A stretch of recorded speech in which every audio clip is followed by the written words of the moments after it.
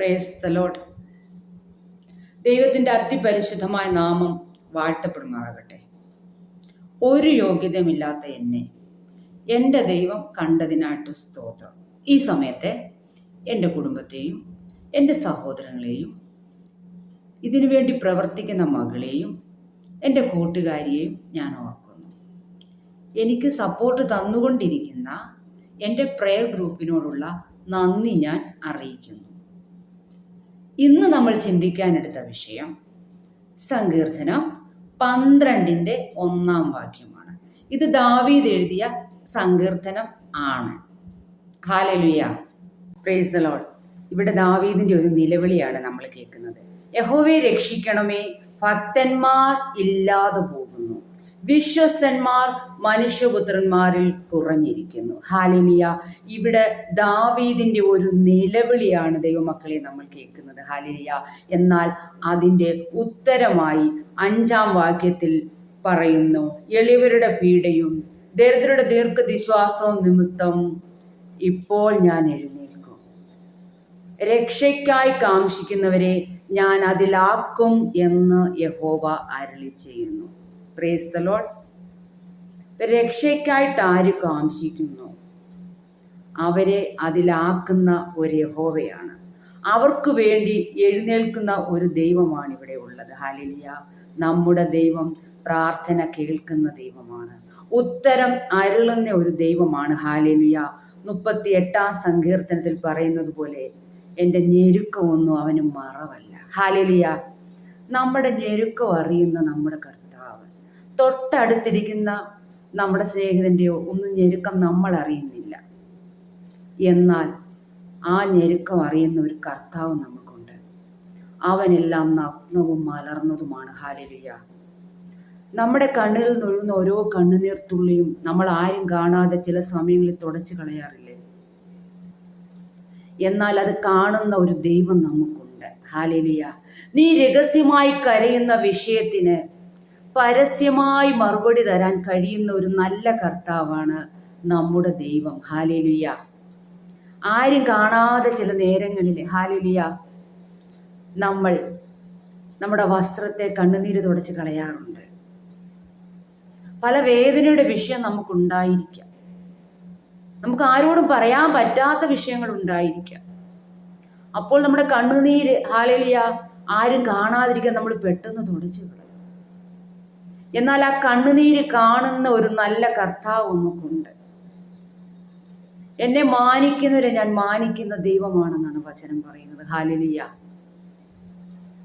ഏത് വിഷയത്തിൽ നീ ഞരങ്ങുന്നു, ഏത് വിഷയത്തിൽ നീ വേദനപ്പെടുന്നു, ആ വിഷയം സ്വർഗം കാണുന്നതിനായിട്ട് സ്തോത്രം. ആമീൻ.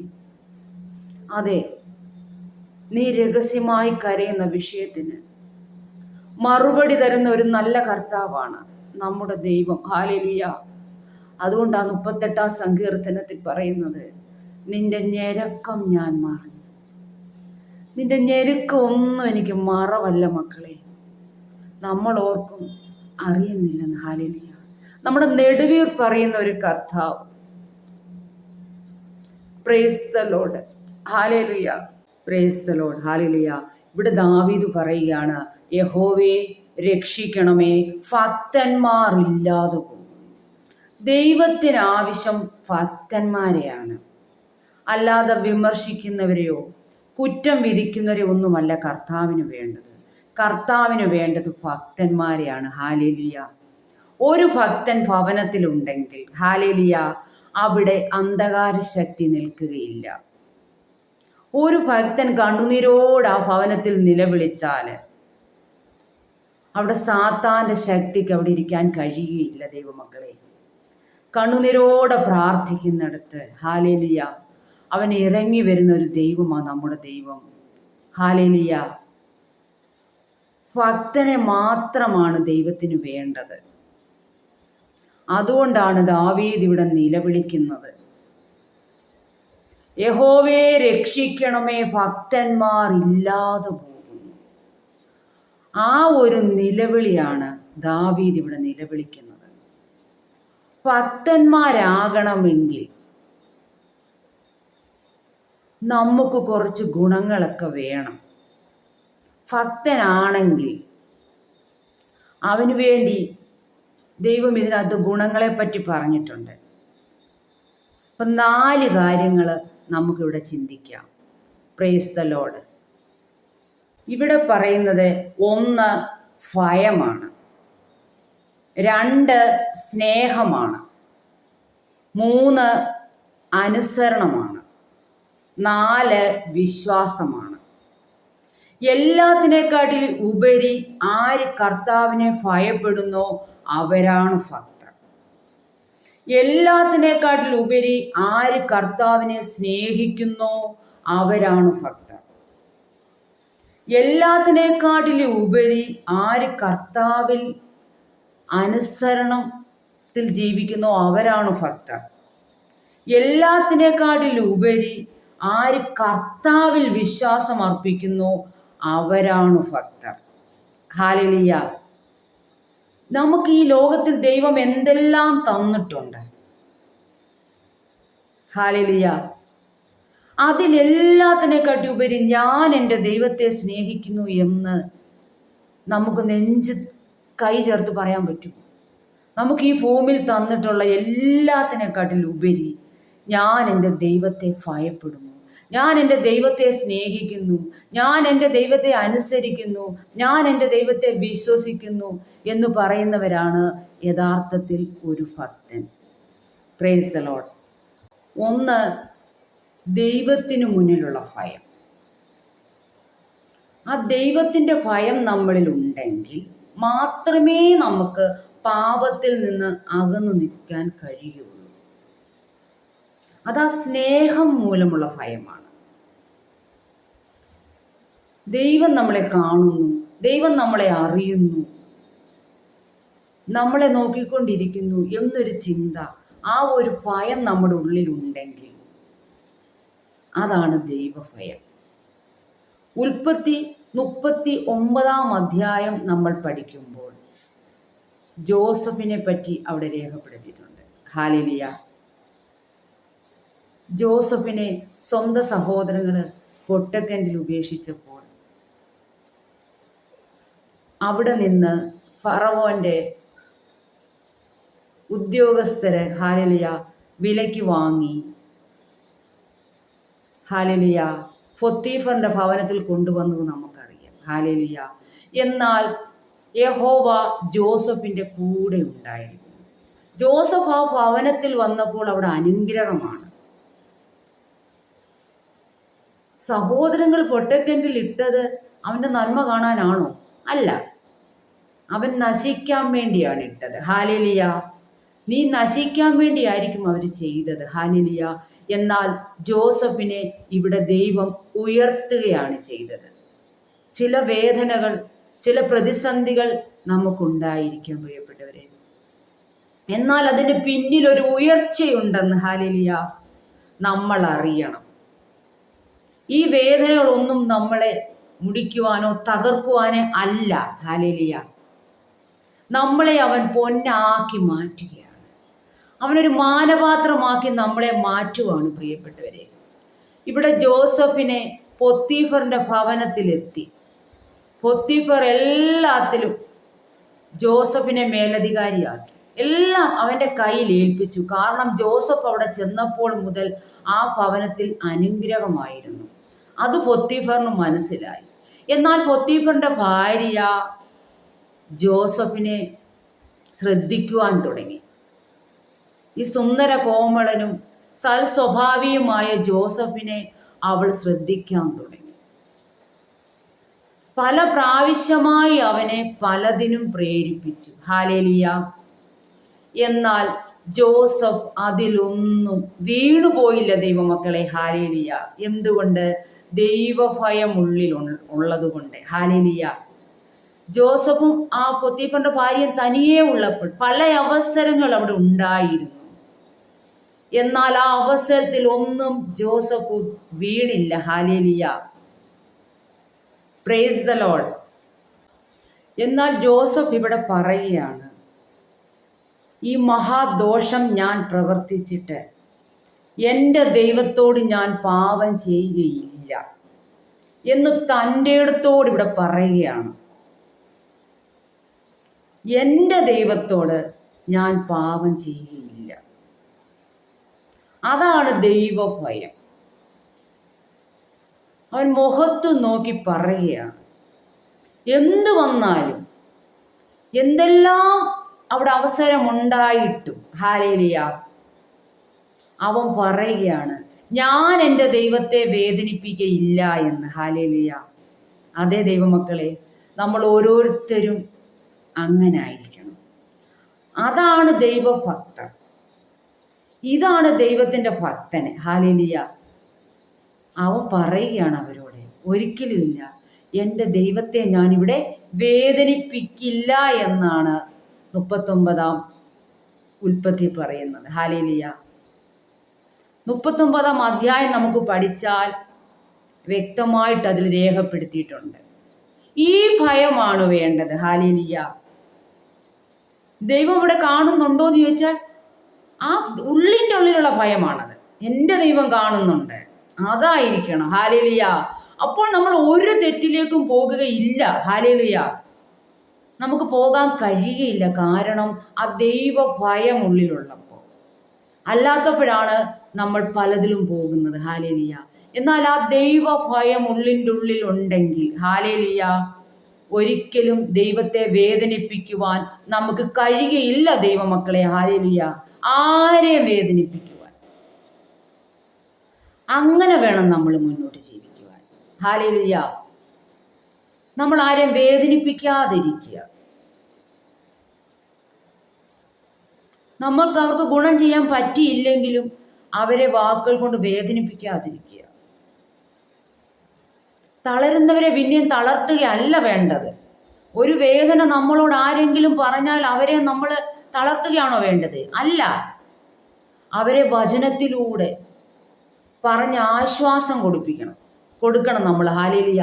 അതാണ് നമ്മൾ ചെയ്യേണ്ടത്. ഹല്ലേലൂയ. അപ്പോൾ ദൈവഭയം ഉണ്ടെങ്കിൽ മാത്രമേ നമുക്കിത് നടക്കുകയുള്ളൂ. മറ്റുള്ളവരുടെ വേദനയെ അറിഞ്ഞ് അവർക്ക് വേണ്ടി ഹല്ലേലൂയ അവർക്ക് വേണ്ടി അല്പസമയം നമ്മൾ നീക്കി വെക്കണം. പ്രിയപ്പെട്ടവരെ, അനേകർ അനുഭവിക്കുന്ന വേദനയുണ്ട്. ഹല്ലേലൂയ. അതിലൊക്കെ നമ്മൾ അവരുടെ കൂടെ നിൽക്കണം. വചനം പറയുന്നത് പോലെ സന്തോഷിക്കുന്നവരുടെ സന്തോഷിക്കുകയും കരയുന്നവരുടെ കരയുകയും ചെയ്യുവിൻ എന്നാണ് പറയുന്നത്. ഹല്ലേലൂയ. ഇതൊക്കെയാണ് ഭക്തന്റെ ലക്ഷണങ്ങൾ. Hallelujah. Praise the Lord. Hallelujah. Praise the Lord. Mathai 10:37 പറയുന്നു, എന്നേക്കാളധികം അപ്പനെയോ അമ്മയോ പ്രിയപ്പെടുന്നവൻ എനിക്ക് യോഗ്യനല്ല. എന്നേക്കാളധികം മകനെയോ മകളെയോ പ്രിയപ്പെടുന്നവൻ എനിക്ക് യോഗ്യനല്ല. ഇവിടെ ദൈവം പറയുകയാണ് ഹല്ലേലൂയ അധികം. കാരണം അധികം നീ അഗാധമായ സ്നേഹം നീ ആരിൽ അർപ്പിക്കുന്നു അവരാണ് നിന്റെ ദൈവം. അത് മകനോ മകളോ ഭർത്താവോ വീടോ മാതാപിതാക്കളോ എന്തായാലും അഗാധമായി സ്നേഹിക്കുകയാണെങ്കിൽ അത് നിന്റെ ദൈവമാണെന്നാണ് പറയുന്നത്. അപ്പോൾ നമ്മൾ അഗാധമായി ആരെയാ സ്നേഹിക്കേണ്ടത്? ദൈവത്തെ. അതുകൊണ്ടാണ് ഇവിടെ വചനം പറയുന്നത് എന്നേക്കാൾ അധികം. കാരണം ഞാൻ തന്നതല്ലേ ഈ നന്മയെല്ലാം. നമ്മൾ ചോദിച്ചതിലും നനച്ചതിലും അത്യന്തപരമായി അവൻ നമ്മെ അനുഗ്രഹിച്ചില്ലേ? ഇത് നമ്മുടെ മിടുക്കോ യോഗ്യതയോ വല്ലതും കൊണ്ടാണോ? ഹല്ലേലൂയ. 100 സങ്കീർത്തനം പറയുന്ന പോലെ യഹോവ തന്നെ ദൈവമെന്നറിവീൻ, അവൻ നമ്മെ ഉണ്ടാക്കി, നാം അവനുള്ളവനാണ്. അതെ, നമുക്ക് ദൈവം തന്ന നന്മകളാണ് ഇതെല്ലാം. നമ്മൾ പക്ഷെ ആ നന്മയുടെ പിറകെയാണ് പോകുന്നത്. ദൈവത്തെക്കാൾ അധികം മറ്റു പലതിനെയും നമ്മൾ സ്നേഹിക്കുകയാണ്. അതുകൊണ്ടാണ് യോഹന്നാന്റെ സുവിശേഷത്തിൽ 21 അധ്യായം 15 പറയുന്നത്, യോഹന്നാന്റെ മകനായ ശീമോനെ, നീ ഇതിലധികമായി എന്നെ സ്നേഹിക്കുന്നുണ്ടോ? കാരണം ആ നന്മയെല്ലാം അവിടെ ഉപേക്ഷിച്ച് അവൻ പോകുകയാണ്. പടക് നിറച്ചു മീൻ കൊടുത്ത ദൈവമാണ് അല്ലേ? യേശു അവനോട് പറയുകയാണ്, ഞാൻ നിന്നെ ഇനി മനുഷ്യരെ പിടിക്കുന്നവരാക്കും. അനേകരെ ദൈവസന്നിധിയിലേക്ക് കൊണ്ടുവന്നില്ലേ പത്രോസ്? ഹല്ലേലൂയ. ഒരു യോഗ്യതയുമില്ലാത്ത നമ്മളെ അവൻ കണ്ടില്ലേ? നമുക്ക് വല്ല യോഗ്യതയും ഉണ്ടായിട്ടാണോ? നമ്മുടെ മാൻ പവറോ മസിൽ പവറോ മണി പവറോ വല്ലതും കണ്ടാണോ അവൻ നമ്മളെ തിരഞ്ഞെടുത്തത്? അല്ല. ഒരു യോഗ്യതയില്ലായിരുന്നിടത്തുണ്ട് നമ്മളെ അവൻ കൊണ്ടെത്തിച്ചിരിക്കുകയാണ്. അന്ധകാരത്തിൽ നിന്ന് അത്ഭുത പ്രകാശത്തിലേക്ക് അവൻ നമ്മളെ കൊണ്ടുവന്നിരിക്കുകയാണ്. അതുകൊണ്ടാണ് ചോദിക്കുന്നത്, ഇതിലധികമായി നീ എന്നെ സ്നേഹിക്കുന്നുണ്ടോ? ദൈവത്തിന് അതാണ് അറിയേണ്ടത്. യേശു അതാണ് ചോദിക്കുന്നത്. അധികം സ്നേഹം നമുക്ക് ദൈവത്തോട് വേണം പ്രിയപ്പെട്ടവരെ. കാരണം അവൻ ഒരു ഞൊടി നേരം കൊണ്ട് നമുക്ക് തന്ന നന്മ ഇല്ലാതാക്കാൻ കഴിയും. ഹല്ലേലൂയ. നന്മയും കരുണയും ആയുഷ്കാലം മുഴുവൻ പിന്തുടരേണ്ടതാ. അതിൻ്റെ പിറകെ നമ്മൾ പോകരുതെന്നാണ് പറയുന്നത്.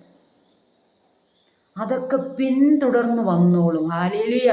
മുൻപേ അവൻ്റെ രാജ്യവും നീതിയും അന്വേഷിപ്പീൻ, അതോടുകൂടെ ബാക്കിയെല്ലാം ലഭിക്കുമെന്നാണ് വചനം പറയുന്നത്. Price the Lord. ഹല്ലേലൂയ. അതേ ദൈവമക്കളെ, അപ്പം നമ്മൾ എല്ലാത്തിനേക്കാട്ടിലുപരി ഈ ലോകത്തിൽ നമുക്ക് എന്തെല്ലാം ദൈവം തന്നു, അതിലെല്ലാത്തിനേക്കാളുപരി ആര് ദൈവത്തെ സ്നേഹിക്കുന്നു അവരാണ് ഭക്തർ. Praise the lord. Praise lord. ഇനി നമ്മൾ ചിന്തിക്കാനുള്ളത് അനുസരണമാണ്. ഉൽപ്പത്തി 6 പഠിച്ചാൽ നമുക്കറിയാം അനുസരണമുള്ള ഒരു ഭക്തനെ പറ്റി. നോഹയുടെ അനുസരണം. ദൈവം ഒരു ദിവസം പറയുകയാണ് നോഹയോട്, നീ ഒരു പെട്ടകം ഉണ്ടാക്കുക. അതിൻ്റെ അളവും കാര്യവും എല്ലാം ദൈവം പറഞ്ഞു. നോഹ പെട്ടകം ഉണ്ടാക്കാൻ തയ്യാറായി. മറ്റു പലരോടും നോഹ പറഞ്ഞു, ഞാനൊരു പെട്ടകം ഉണ്ടാക്കുകയാണ്. അവരെല്ലാം കാണുന്നുമുണ്ട്. അവരെല്ലാം നോഹയെ കളിയാക്കിയാണ്. അയ്യോ മണ്ടൻ, അവൻ താണ്ട് പെട്ടകം ഉണ്ടാക്കുന്നു.